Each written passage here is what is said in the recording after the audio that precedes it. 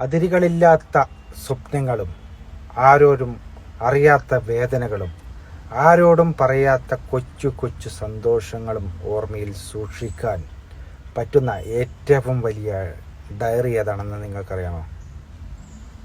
അറിയൂ. ആ ഡയറി ഹൃദയമാണ്. ഒന്ന് ആലോചിച്ച് നോക്കൂ അല്ലേ?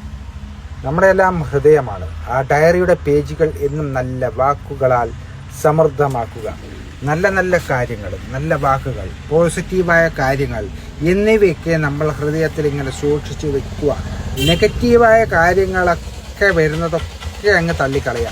അത് ആർക്കൊക്കെ പറ്റും? എനിക്ക് പറ്റുമോ? നിങ്ങൾക്ക് പറ്റുമോ? എല്ലാവർക്കും പറ്റും. പറ്റാത്തതായിട്ടൊന്നുമില്ല.